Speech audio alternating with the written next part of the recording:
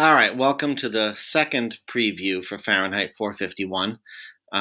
Things are going to start getting a little more dramatic, as you might be able to tell from the image I'm using in the background here.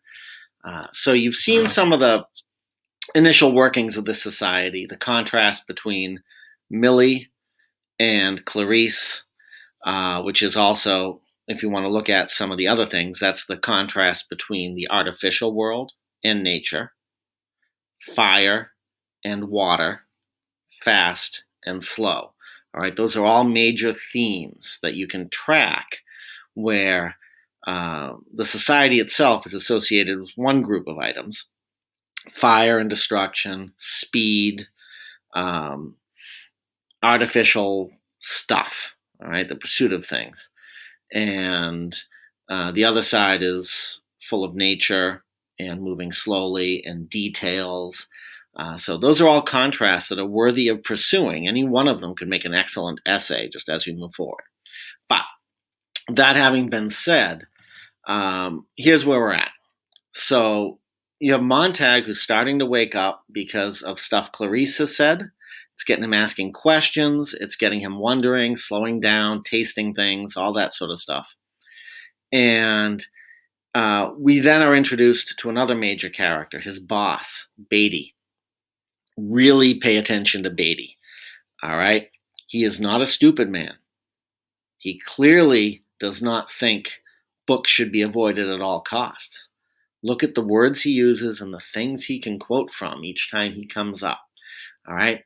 So that conversation with Beatty is going to push Montag's thinking even more. And that will then lead into our next major encounter, where they have a fire alarm and they have to go to a house with a woman who has a ton of books, as you can see in this picture. And that encounter is going to provoke Montag into doing a lot more soul searching. So really track how it shakes him up. Why does the woman choose to do what she does? All right. And this is going to bring in another interesting bit just to keep an eye on. It'll get explained in the last section of the book. His hands. The references to hands in this book are very significant and very symbolic. For now, all you should do is watch when his hands do things that he's not paying attention to.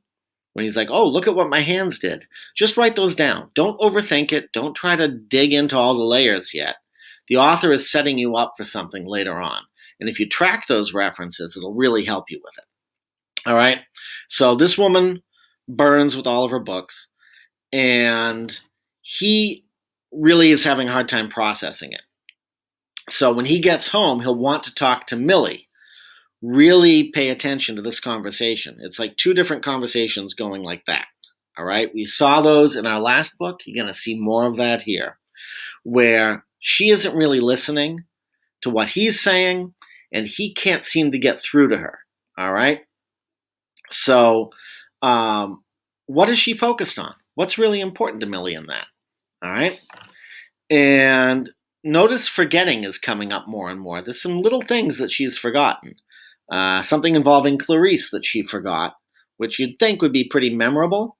So all that happens. That's going to lead to him staying home sick. And watch how Millie responds to him being home and what she's really worried about when he's sick. Watch how she reacts when he throws up. All right? It's very strange, but it tells you a lot about this society.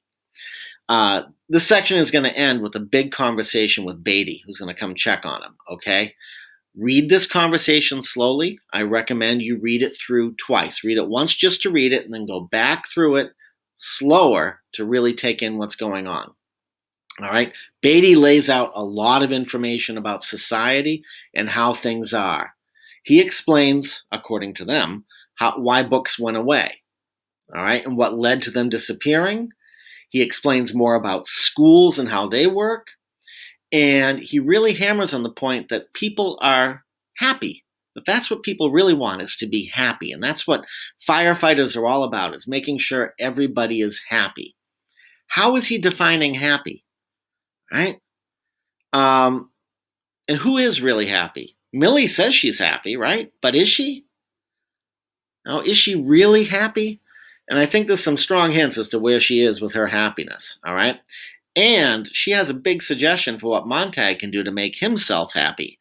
And it's what she does to help vent some of her frustrations.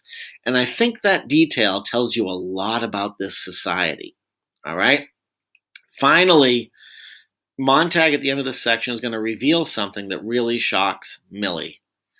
And if you read carefully, it's been going on for a long time. There's a hint very early on in this book for how long this surprise has actually been there.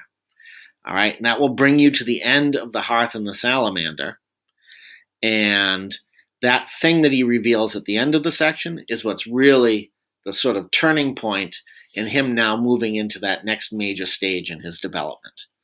All right, so again, read it carefully, take some good notes. We're going to have some good conversations about this stuff, and feel free to initialize your own discussions in the Fahrenheit discussion area that I have in Schoology.